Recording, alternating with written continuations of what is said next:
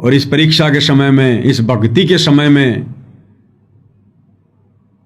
आप और हमने श्वासों का ज़्यादा से ज़्यादा सदुपयोग सुमरण में, भक्ति में करना था। और काल कहाँ करवा रहा है, एक छोटा सा वीडियो दिखाते हैं आपको। यह छोटा सा वीडियो है हरियाणा के रोहतक का।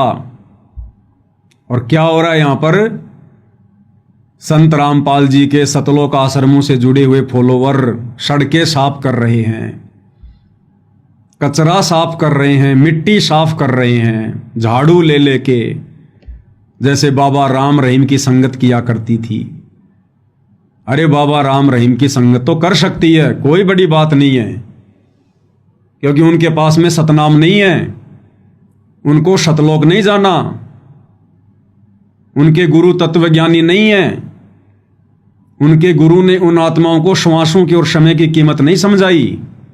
तो वो आत्माएं तो कर सकती हैं ये काम, समाज की वाहवाही लूटने के लिए।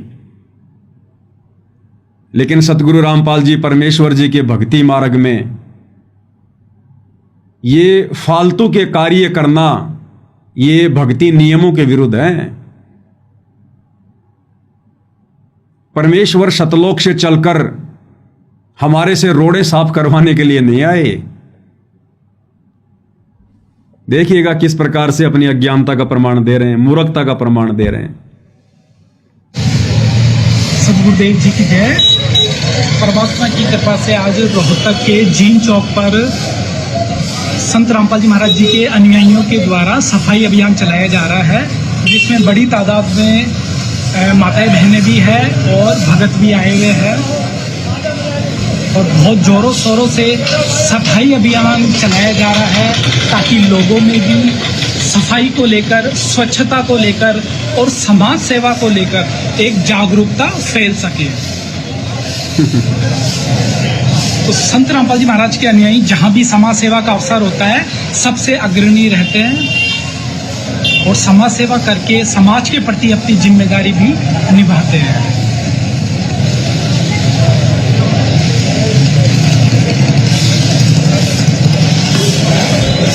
बताओ, ये लोग इसलिए झाड़ू लगा रहे हैं रोडों पर, इसलिए साफ सफाई कर रहे हैं, मिट्टी फांक रहे हैं कि लोग साफ सफाई के प्रति जागरूक हो सकें। अरे लोगों को भक्ति के प्रति जागरूक करो, आत्म कल्याण के लिए जागरूक करो। ये मिट्टी तो एक दिन बाद में फिर रोड पर जमा हो जाएगी, ये कोई परमानेंट सफाई नहीं हो रही। ये तो 2-4 घंटे के बाद में, 1-2 दिन के बाद में ये मिट्टी तो फिर से रोड पे आ जाएगी, फिर जाओगे तुम सफाई करने। यही काम करते रहोगे तुम सारी जिंदगी, अपना ये अनमोल समय और श्वास से ये धूल फांकने में बर्बाद करोगे क्या? अरे ये काम सरकार के हैं, नगर पालिका के हैं, नगर निगम के हैं।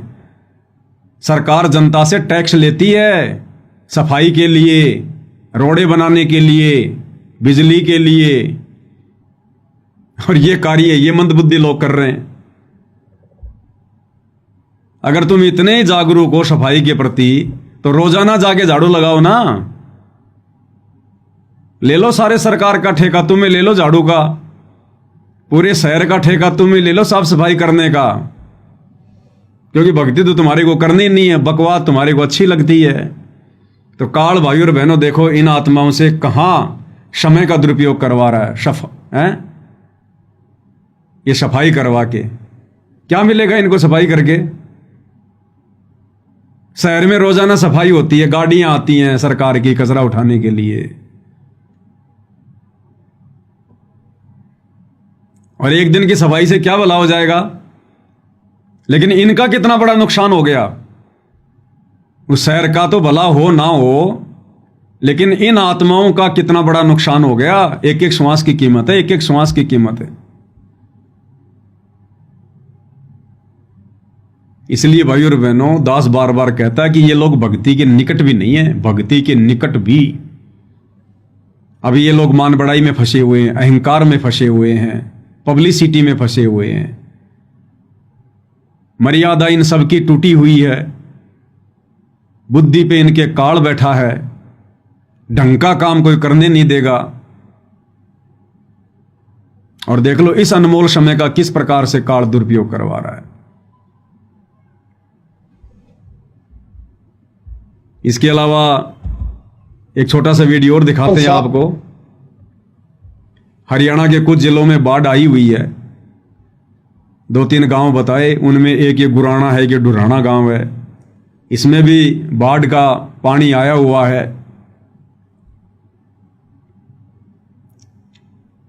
काल भाई और बहनों ऐसी प्रेरणा करेगा, ऐसी प्रेरणा करेगा। इस गांव के सरपंच ने, जिस गांव में ये गुराना गांव है, डुराना गांव है हिसार में, इसमें पानी भरा हुआ है।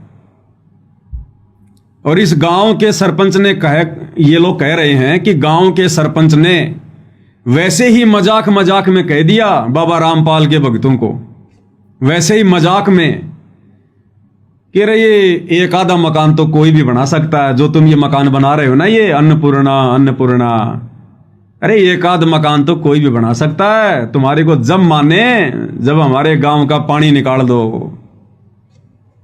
देखो काल ने कहां आग लगाई। काल भाई और बहनों ऐसे सूक्ष्म चाल चलता है। इस गांव के सरपंच ने मजाक मजाक में कह दिया कि एक आधा मकान तो कोई भी बना दे, ये बड़ी बात है, ये तो बाबा राम रहीम ने भी बहुत बनाए। मारे गांव का बाढ़ का पानी बाहर निकालो तब जाने। बस इतना ही कहना था। और ये शतलोक आश्रम वाले पूछ गए वहां पर उस गांव में, बोले जी क्या समस्या है आपकी। उन्होंने कह दिया गांव में पानी भरा है, फसलें बर्बाद होंगी, निकालो इस पानी को। तो ये क्या कह रहा है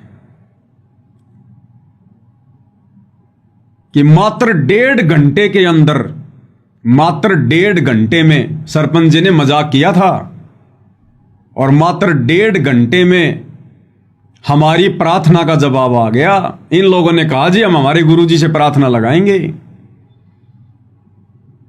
और 1.5 घंटे के अंदर इन लोगों ने जवाब दे दिया कि हमारे गुरुजी का आदेश आ गया कि उस गांव की मदद करो, उस गांव का सारा पानी बाहर निकालो।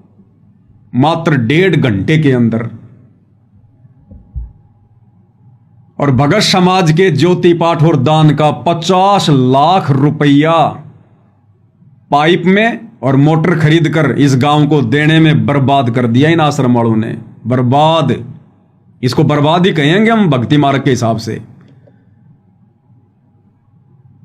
इस गांव के हिसाब से तो बहुत बढ़िया काम हो गया, परंतु भक्ति मार्ग के हिसाब से अगर देखा जाए तो जो पैसा बेचारे भक्तों ने अपनी आत्मा के कल्याण के लिए, अपने यज्ञ संपूर्ण करवाने के लिए ज्योति के नाम पर दिया था, पाठ के नाम पर दिया था, तो ज्योति के पैसे की ज्योत जलनी चाहिए, पाठ के पैसे का पाठ होना चाहिए।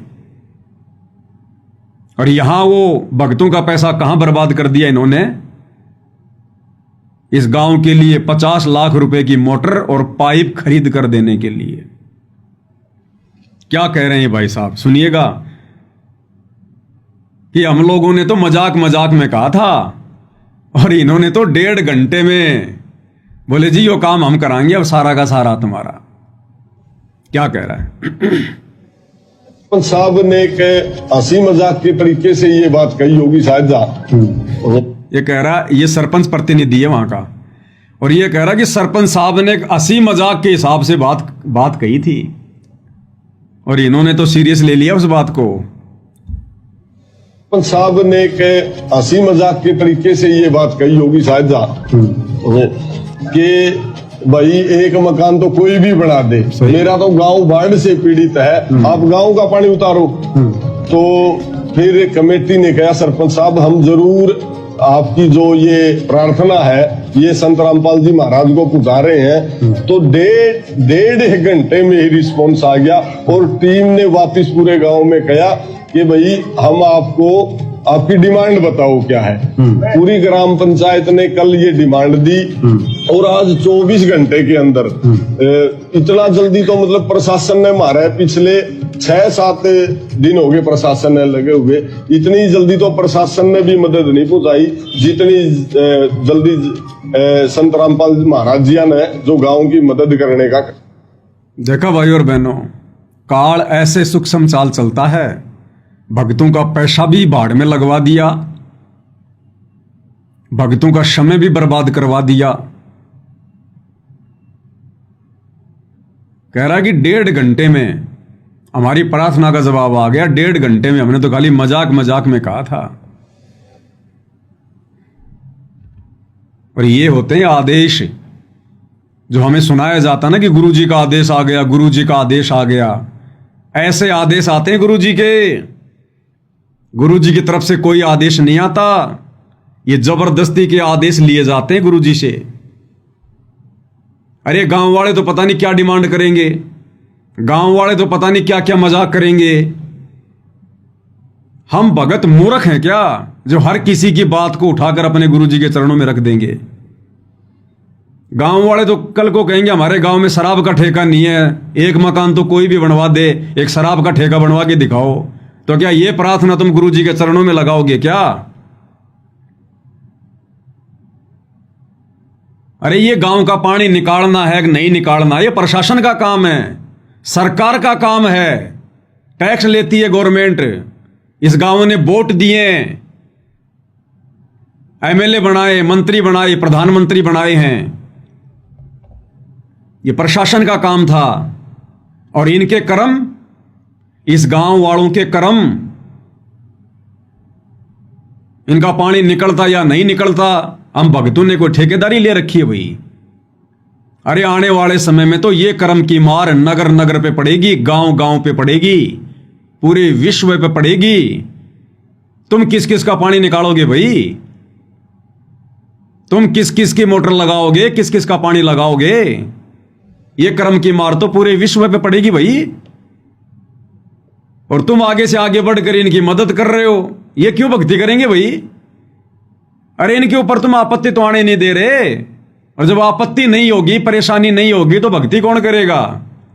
कौन नाम लेगा? तो ये भाई और बहनों, जबरदस्ती काल फंसा रहा है। इन कुपात्रों को जो पैसा दिया है भगत समाज ने ज्योति और पाठ का इस परीक्षा के समय में, उसका दुरुपयोग करवा रहा है काल। तो ऐसे होते हैं इनके आदेश आश्रम वालों के। गुरु जी की तरफ से कोई आदेश नहीं आते। इन्होंने जबरदस्ती जाकर प्रार्थना लगाई है कि गुरु जी ऐसे ऐसे उस गांव में पानी भर गया, और गांव वाले कह रहे हैं कि हमारा पानी निकालो। तो भैया परीक्षा का समय है।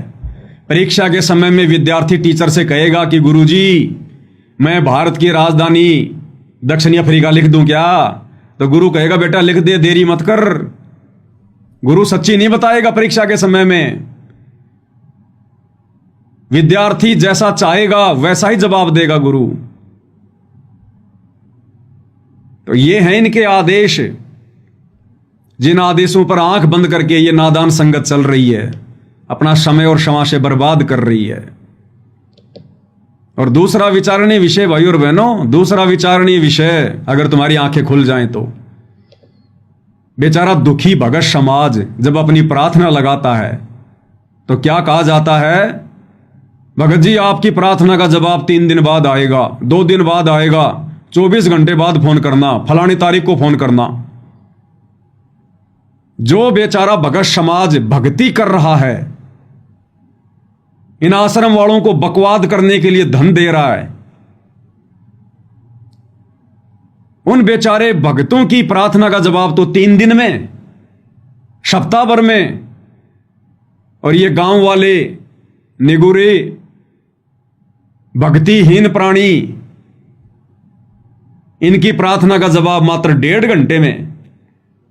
इनकी प्रार्थना का जवाब केवल 1.5 घंटे में, और साथ में समाधान भी तुरंत समाधान। 50 लाख रुपए के पाइप और मोटर लेकर पहुंच गए तुरंत। और भक्तों की प्रार्थना का जवाब 3 दिन में, और समाधान क्या बताया जाता है? गुरु जी का आदेश है पाठ करवा दे 25,000 का, ज्योति करवा दे 2500 रुपए की। भक्तों के साथ में तो ये धोखाधड़ी। और ये जगत वाले भक्तिहीन प्राणी जिनके पास भक्ति का टपका भी नहीं है। भाई और बहनों, थोड़ा लाइट चली गई है, थोड़ा लाइट वाइट जलाते हैं। तो भाई और बहनों, बेचारे भोले भाले भगत जो परमात्मा की भक्ति कर रहे हैं, इन आश्रम वालों को बकवाद करने के लिए ज्योति पाठ और दान का पैसा दे रहे हैं। इनके एक इशारे पर रोडों की सफाई करते हैं, धूल फांक रहे हैं, राजनेताओं की रैलियों में जाकर अपना जीवन बर्बाद कर रहे हैं। जब वो भगत प्रार्थना लगाते हैं तो उनकी प्रार्थना का जवाब तो 3 दिन बाद आता है। और समाधान क्या बताया जाता है? 25,000 का पाठ करवा दे, 2500 रुपए की ज्योति करवा दे। और ये जगत वाले भक्तिहीन प्राणी, इनकी प्रार्थना का जवाब, हंसी मजाक में लगाई गई प्रार्थना का जवाब मात्र 1.5 घंटे में। और समाधान क्या होता है? 50 लाख रुपए। लो जी, हमारे गुरुजी की तरफ से 50 लाख रुपए। तो भाई और बहनों, ये तो वो कहावत हो गई जो गुरुदेव अपने सत्संगों में बताते हैं कि बच्चों, वो किसान मूर्ख है जो बिना दूध देने वाली गाय को या भैंस को दूध देने वाली भैंस की खुराक खिला रहा है। तो जो दूध देने वाली गाय हैं, बेचारे भगत, उनको तो सूखी घास डाली जा रही है। और जो बाखड़ी गाय हैं, जो दूध नहीं देती, उनके ऊपर 50-50 लाख रुपए वारे जा रहे हैं।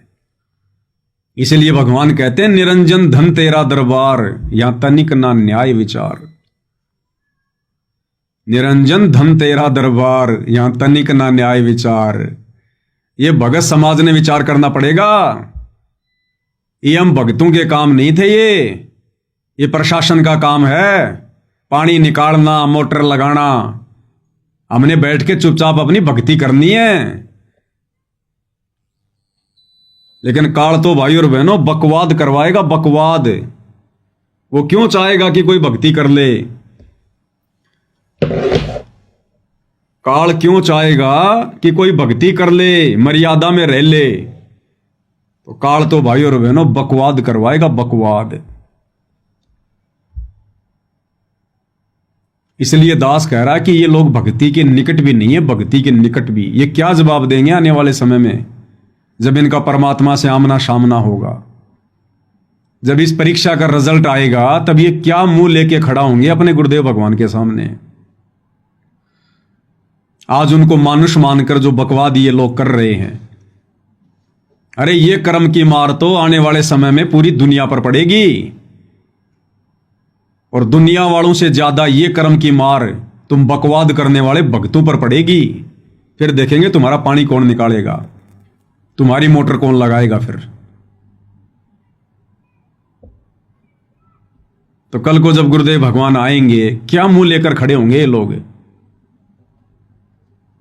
क्या जवाब देंगे ये लोग? आज उनको मानुष मानकर बकवाद कर रहे हैं। इनको डर नहीं है कि हमें भगवान देख भी रहा है, हमारी बकवादों को भगवान देख रहा है। हम बार बार जगत वाले लोगों की व्यर्थ की प्रार्थनाएं ले जाकर परमात्मा के सामने रख देते हैं। इस परीक्षा के समय में वो परमात्मा हमारे पीछे से अपने माथे में 3 थप्पियां मारता होगा कि मैंने किन गधों को गीता जी का ज्ञान दे दिया। ये गीता ज्ञान, ये तत्व ज्ञान अगर मैं किसी गधे को देता तो 30 साल में तो वो भी बैकुंठ जाने को तैयार हो जाता। और ये तो नरक की तैयारी कर रहे हैं, नरक की तैयारी। तो आज इनको डर नहीं है भाई और बहनों, जरा भी, बिल्कुल भी, कि कर को उस परमात्मा से आमना सामना भी होगा। फिर क्या जवाब देंगे? इस धरती पर तो कितनी बकवाद कर लो, जब त्रिकुटी पर जाओगे यही बाप मिलेगा, यही परमात्मा, यही सतगुरु। वहां क्या जवाब दोगे? वहां तुम्हारी बकवाद नहीं चलेगी। त्रिकुटी पर जाकर यह परमात्मा किसी का जीजा, साड़ा, फूफा, मामा, पिता, पति नहीं रहता। यहां तो तुम इसको मानुष मान के अपनी रिश्तेदारियों में बांध के कुछ भी कर लो। जब त्रिकुटी पर जाओगे ना, तो त्रिकुटी पर यह नहीं सुनेगा तुम्हारी। वहां से सीधे रिजेक्ट हो जाओगे, सीधे रिजेक्ट। और ये काल हमें यहां पर बांध रहा है, ये दोगला आचरण। भक्तों को 25,000 का पाठ और 3 दिन में प्रार्थना का जवाब, और जगत वालों की प्रार्थना का जवाब 1.5 घंटे में, और 50 लाख रुपए की मदद। इसलिए भाई और बहनों, अपने एक शब्द में पूज्य गुरुदेव भगवान ने हमें चेताया है, हमें बताया है। गुरुदेव भगवान ने बताया कि एक बार मीराबाई जब नगरी को छोड़कर भक्ति के लिए वृंदावन चली गई थी, तो साधु संतों के साथ में रहने लगी, वहीं सोने लगी। हालांकि देख रेख उसकी परमात्मा कर रहे थे, अपनी आत्माओं के साथ परमात्मा रहते हैं, भले हमें ना दिखाई दे। तो मीराबाई राजघराने से थी, राठौड़ परिवार से थी, शकल से भी सुंदर थी, युवा थी। तो जहां वो रह रही थी वृंदावन में, वहां एक निकम्मे संत की कुदृष्टि पड़ गई। रात्रि को सोते समय वो मीराबाई के साथ में बकवाद करने की कोशिश करने लगा। तो मीराबाई ने जैसे तैसे करके अपनी इज्जत बचाई, और दूसरे दिन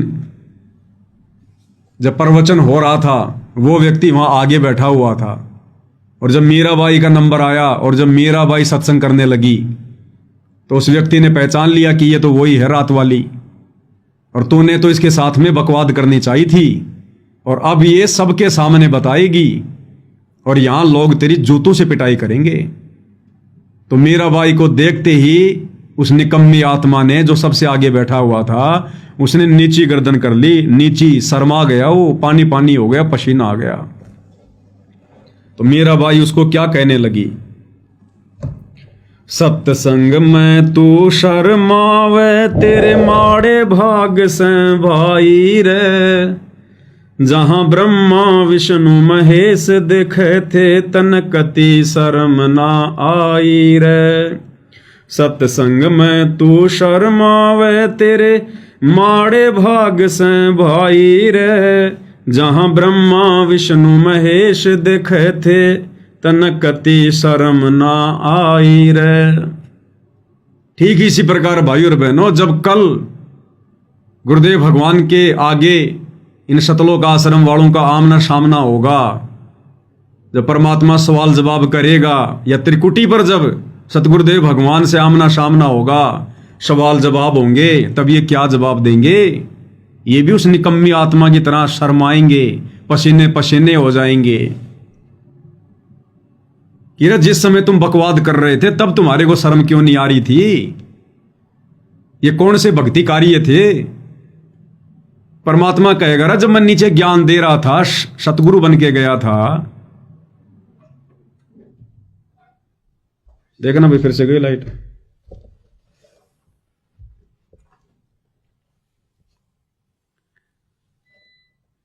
बैटरी दे।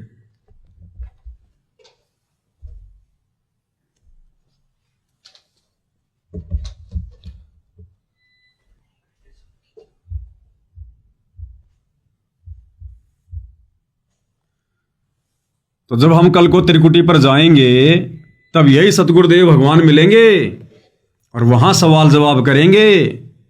फिर नीची गर्दन हो जाएगी, नीची गर्दन। क्या जवाब देंगे हम, जो आज ये बकवाद कर रहे हैं, भगत समाज का समय बर्बाद करवा रहे हैं, भगत समाज का पैसा बर्बाद करवा रहे हैं, रोडों की सफाई करवा रहे हैं फालतू में, व्यर्थ में। अरे ये समय भक्ति करने का था, परमात्मा में ध्यान लगाने का था, गुरु को प्रसन्न करने का था। और गुरु प्रसन्न रोडों पर झाड़ू लगाने से नहीं होता। गुरु प्रसन्न होता है मर्यादा में रहकर भक्ति करने से, बुद्धि विवेक का इस्तेमाल करने से। ये गांव का पानी तो आज नहीं तो 2 दिन बाद में सरकार निकाल देती, नहीं तो गांव वाले खुद अपनी व्यवस्था करते। वो तुम्हारे भरोसे बैठे रहते क्या? उन्होंने तो खाली एक मजाक किया था, कोई सीरियस होकर थोड़ी कहा था गांव वालों ने कि तुम पानी निकालो ही, तुम पानी नहीं निकालोगे तो गांव वाले मर जाएंगे, ये थोड़ी कहा था। हंसी मजाक में कहा था, अन्यथा गांव वालों ने तो अपनी व्यवस्था करनी थी भाई। तुम ना करते, वो तो करते ही करते अपनी। लेकिन काल ने बीच में टांग फंसवा दी, बीच में टांग जबरदस्ती। उसने तो मर्यादा तोड़वानी है, मर्यादा। तो कल को फिर क्या जवाब दोगे? फिर परमात्मा भी यही कहेगा, सत्संग में तू शर्मावे तेरे माड़े भाग से भाई रे, जहां ब्रह्मा विष्णु महेश देखे थे तन कति शर्म ना आई रे। कि हे नालायक आत्माओं, जिस समय तुम बरवाला कांड के बाद ये बकवादे कर रहे थे, उस समय मैं हिसार जेल में बैठा बैठा सब कुछ देख रहा था। तब तुम्हें शर्म क्यों नहीं आई?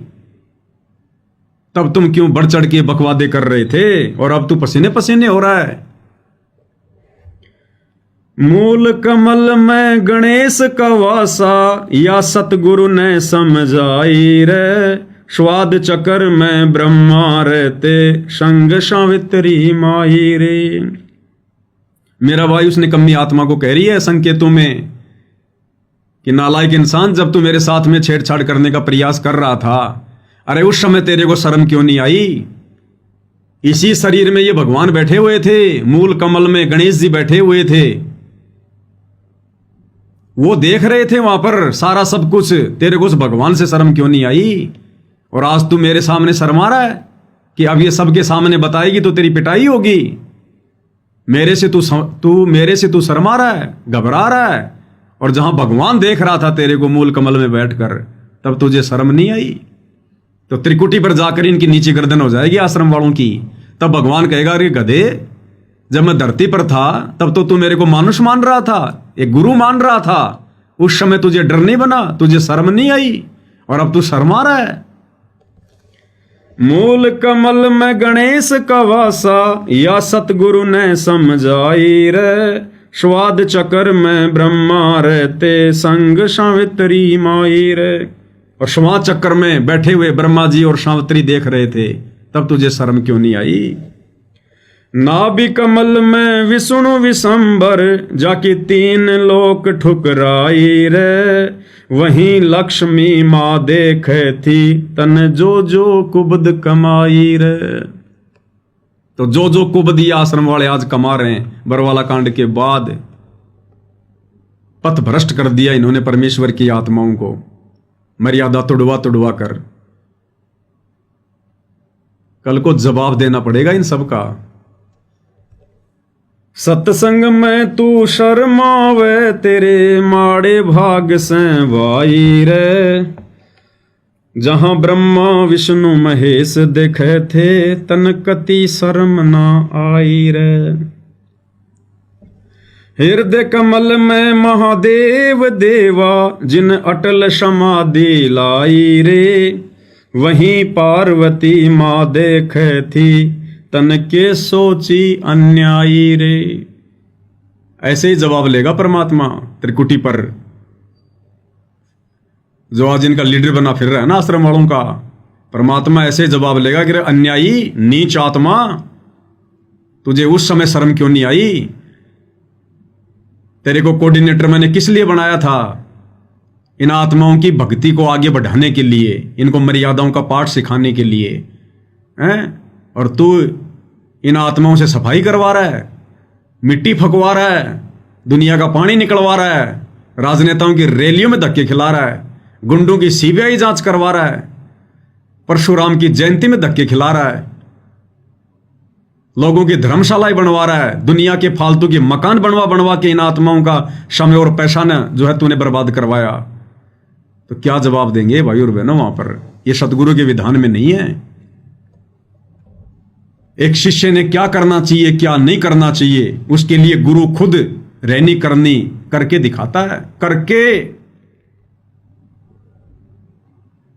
ये बकवादे हमारे गुरुदेव भगवान ने कभी ना की, ना कभी अपने भक्तों से करवाई, ना राजनीति गुरुदेव ने खुद की, ना कभी अपने भक्तों से करवाई।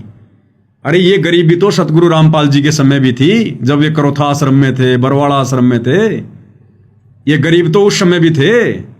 उस समय तो भगवान ने किसी के मकान नहीं बनवाए, या उस समय भगवान गरीब था, भगवान के पास पैसे नहीं थे उस समय। अब तुम्हारे पास में ज्यादा पैसे हो गए।